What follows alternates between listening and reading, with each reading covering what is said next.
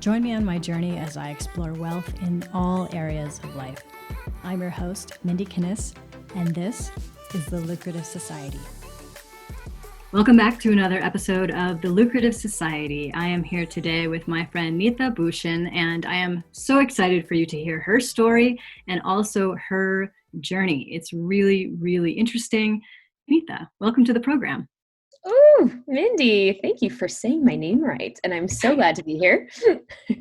We may have just had a conversation before the recording started about names. I am big on that because everybody pronounces my last name incorrectly. So I'm all about asking, how do you pronounce your name? And then I want to get it right. So truly though, welcome. I'm really excited for people to get to know you and just to learn more about you. So to begin, if you could talk a little bit about your entrepreneurial endeavors, you know, the kind of the evolution of what you've created in your life, that would be an awesome place to start.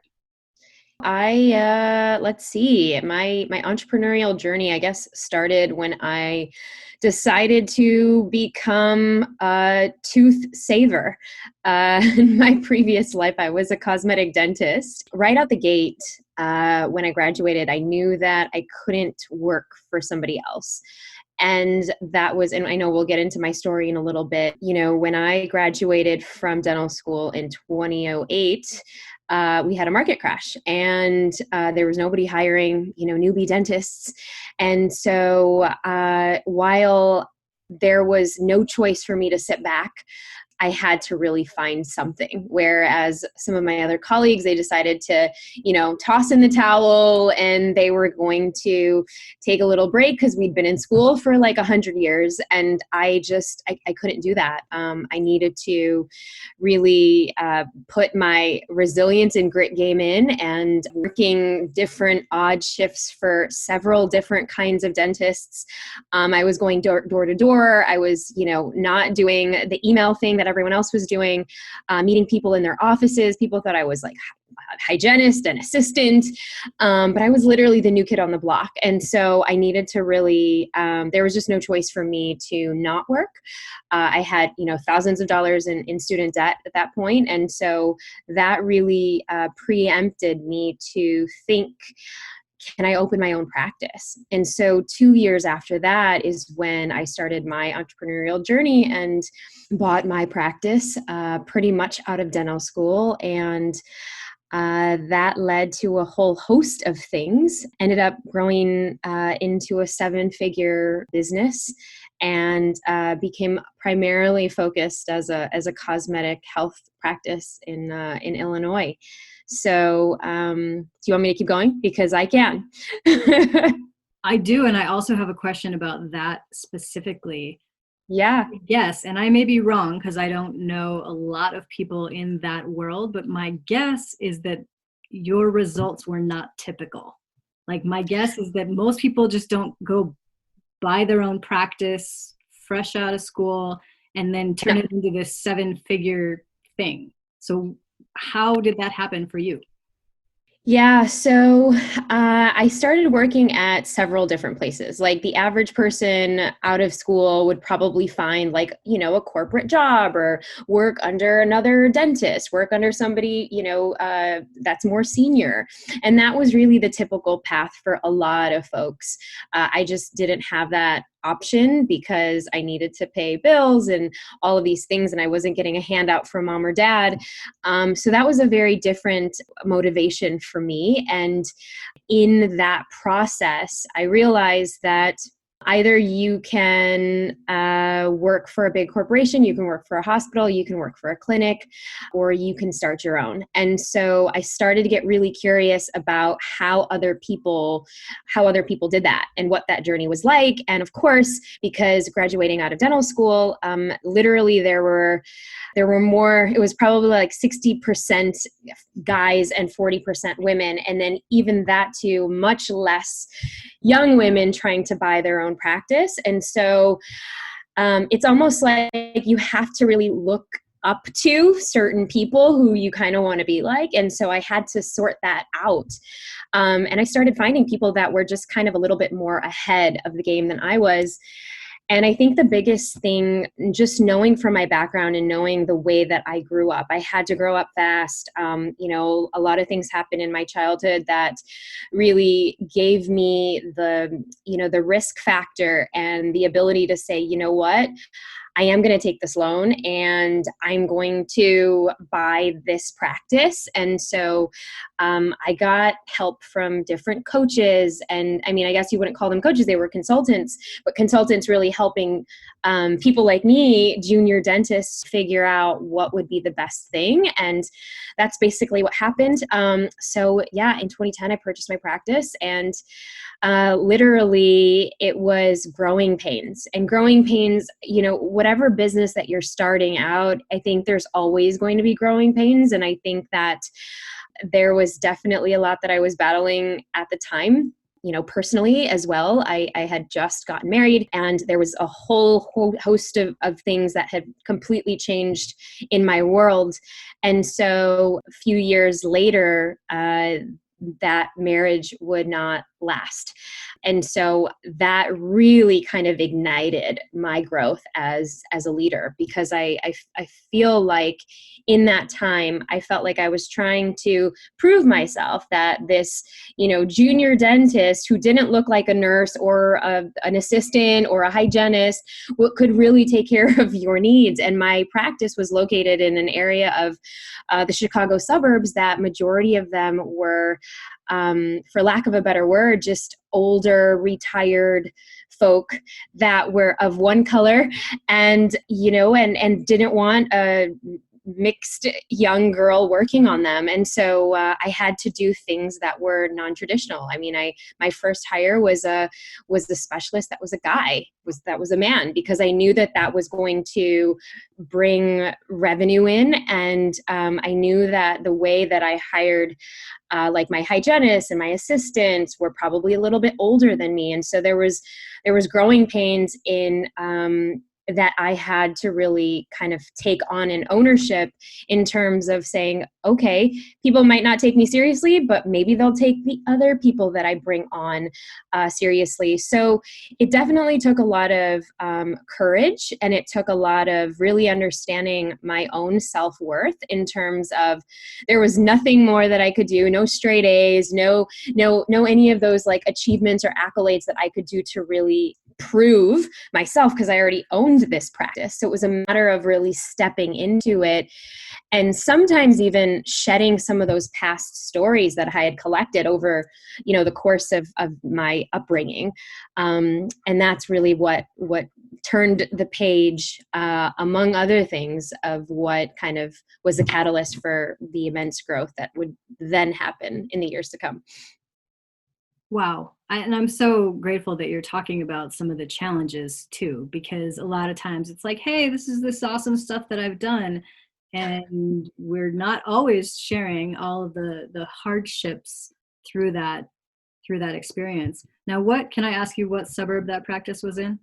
Yeah, I was in Lisle, Naperville area. Nice area, and it was close to O'Hare, so and it was a very corporate area. So there was a mix, but we definitely weren't the only dental office on the block. So there were things that you had to really, look into in terms of trying to be unique and stand out. And so and that's where really understanding my own personality and how I could really, one of the values I now, between my husband and I, we adopt so much is to be able to serve love. And that really came from just a joint interest of being able to provide service from a place of love.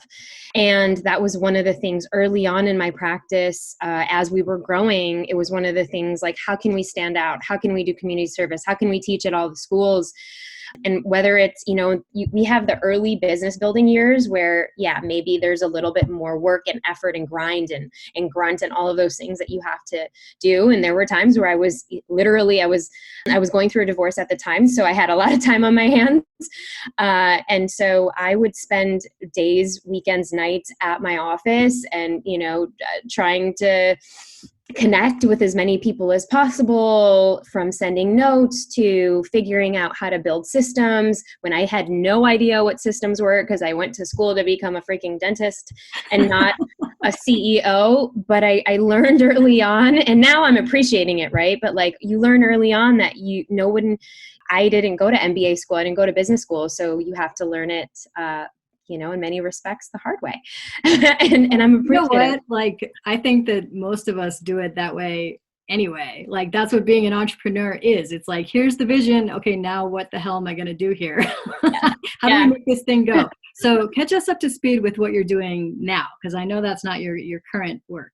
Yeah, so fast forward, I mean, I checked off all of those boxes of success inside of the practice. It grew, and I think I started getting more and more interested in, that divorce really was the catalyst for me to grow in my leadership, grow in to being unapologetic in how I operated. I mean, I used to want to be like a man. I know it sounds so strange and so weird, but for somebody that only saw male doctors do well in our industry, that was the only example that I had. And once I released all of those barriers for myself, I think that's when things really, like, the light really turned on for me. And that's when I realized, okay, I need to grow in all of my skills. I need to really become a better leader, a better speaker to my team, even though I had a team of like 10 at that point, just to be able to be more motivational, inspirational, so that I could actually get other doctors involved, so I could step away. And then that started really a bunch of other endeavors.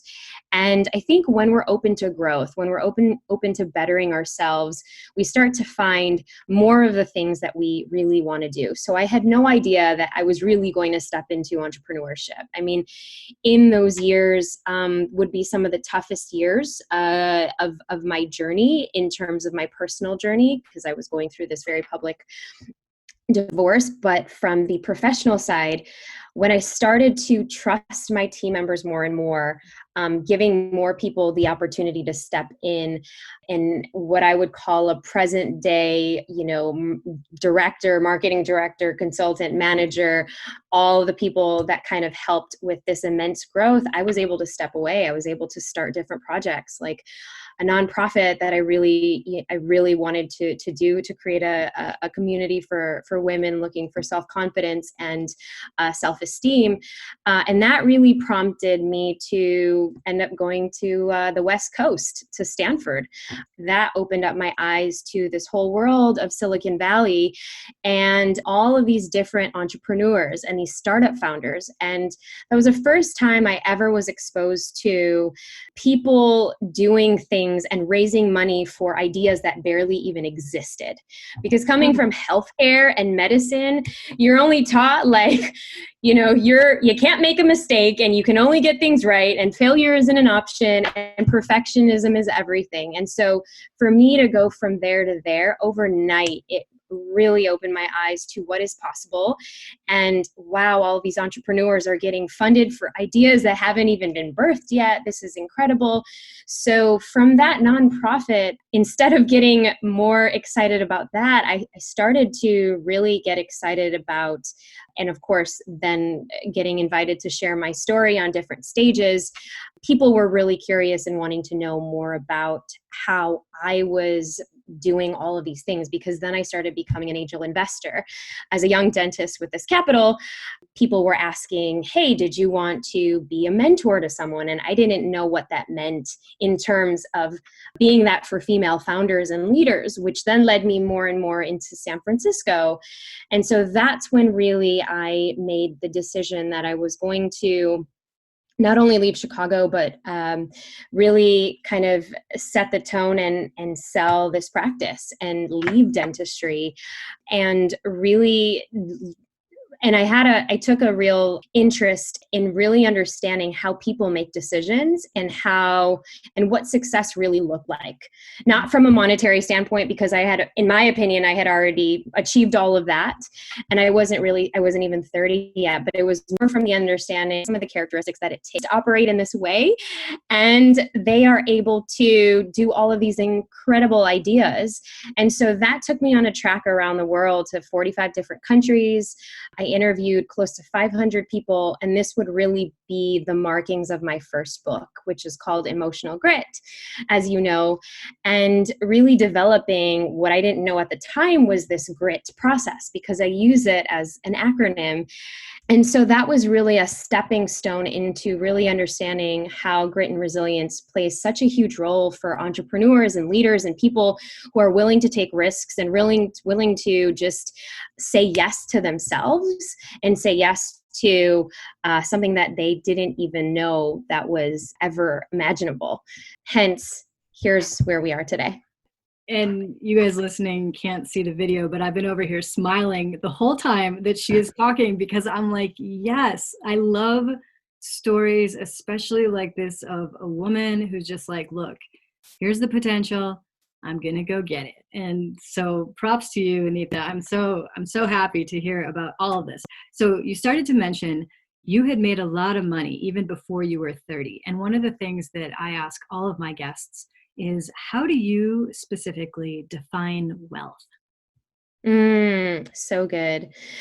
So I would say it's really the fulfillment of your life. There's that Japanese saying, and I've really fallen in love with it, even more so now that I've entered this journey of motherhood, and it's called Ikigai. And Reason for being, baby. yeah, I mean, and I hadn't ever really heard about it before, and it was something that came across, and I was like, this is everything, because it is the intersection of your passion and your purpose and all of the things you want to contribute and all the things that you're good at and the legacy that you want to leave. Losing my parents and my brother before I was 19, I think that really was a life-shaping moment, but really also understanding that a lot of these things are fleeting. And if we can really merge and intersect, and I'm like, the Japanese have a word for it. Of course they have a word for it. I think that is the purest dimension of wealth. I love that. And that concept definitely changed my life, because I had done all the things on there except the money piece. Like, I forgot that was part of it. So good. Doesn't work out really well. So when I found that too, I was like, yes, this totally makes sense. So you cannot mention losing your parents and your brother without me asking about that experience. And this is going to be a two-part question. First is, can you tell us a little bit of that story? And secondly, really what this whole show is about is looking at that intersection of wealth and then happiness. And you've gone through shit and traumatic things. So I'd love to get that story, but then also to hear a little bit about your journey to happiness coming from that. Yeah. I became a child caretaker at the age of 10, and my mom was diagnosed with breast cancer. And so I think that a lot of my early life, being born Filipino and Indian, they were both immigrants. My mom was from Philippines. My dad was from India. And so I think they were really just committed to giving us this American dream life. And I was the oldest of two younger brothers. And, at 10 years old, my life completely changed. I had to grow up, and I was this little girl, but in charge of my two younger brothers and my really traditional Indian father that didn't really know how to cope with his wife falling ill. And so she had been in remission here and there, but ultimately her cancer spread from her breast to her lungs and then to her brain. And it was a 6-year battle. And that battle ended when I was 16. And fast forward, we're all trying to just heal from this really long, pretty much I grew up in hospital settings. I didn't really have much of a high school time with friends and things like that, it would be, hey, you want to come meet at the hospital? That's where I'm going to be hanging out at. So it was a very different kind of upbringing in childhood. I was always working at least one or two and sometimes three jobs to support my family, which is why I wasn't really afraid to take risks. I wasn't really afraid that there wasn't going to be food on the table or anything, because I knew I was exposed to a lot of this uncertainty literally from 10 to 19. So fast forward when we actually experienced this utter awful sudden death of my brother a year after my mom died. I mean, it really tore apart my father. He just fell to his knees and could never recover, because my brother was healthy, and he just had an asthma attack a year after my mom died. And he was a sophomore in high school. I was a senior in high school. We grew up in Chicago, so, there was homecoming, and got into all of the colleges I wanted to go to, couldn't go away. So again, it was like, I have to be there for my family. I have to take care of them. So I chose to stay local. I mean, I went to my local college, which was Loyola University in Chicago, and I had to take care of my father and my youngest brother. And then 2 years after that, when you think that like life is just going to give us a break and we're going to recover and we're going to keep going. And I think the universe had other plans, because we were starting to finally come out of this darkness. And my father had an allergic reaction to this hair dye. We were going to go to this family wedding, and his face blew up to twice the size, and ended up going to the emergency room. Then with routine tests and things, they basically found that he had stage 4 lung cancer. And they gave him the sentence that he would survive only 10 months. And sure enough, later on that year, he passed. So, there we were I was 19, an orphan, and, pretty much the caretaker of my youngest brother. And that really took me into overdrive in my 20s. It was overdrive of, okay, no one's going to pity us. No one's going to feel sorry for us. We got this, or I got this. I kind of assumed this overachieving or achievement oriented, go at it, unapologetic, fierce, like mentality of nothing's going to let us down, until it really did. And that's really what happened, at the end of my 20s, really getting into this really incredibly toxic relationship, which would turn into, marriage. But that was my coping mechanism with all of my losses. And some of your listeners can probably to busyness or distraction or work. And luckily I was good at that. I was a professional at working. I had been doing that since I was 10. So I didn't know how to take care of myself. And part of this whole journey, after, going through and building my dream 7-figure business, was really crashing and collapsing, because I knew at that point I had to make a decision. Am I going to stay in this picture perfect life that I had created, great on paper, and live this lie, or really come and share my truth in all of the ways that I had been hiding for literally, for so long, to really unveil or reveal a new version of myself that was really waiting to emerge and heal after so long. That is a crazy story. It's a lot. I feel like people should take a breath. Yeah. When I hear things like that, I have so much empathy. Everything that I went through with Sean feels like nothing compared to somebody who at such a young age had loss after loss after loss. Like, that to me is crazy. My perception of you is that you're generally super positive, generally happy, generally smiling. My question is, how do you get to that based on everything you've come from?